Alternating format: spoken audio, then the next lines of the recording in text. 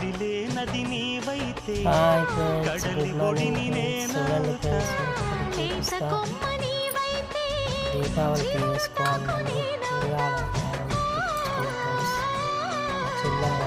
కొంటె అలవు నీవైతే కంటి పాప నేను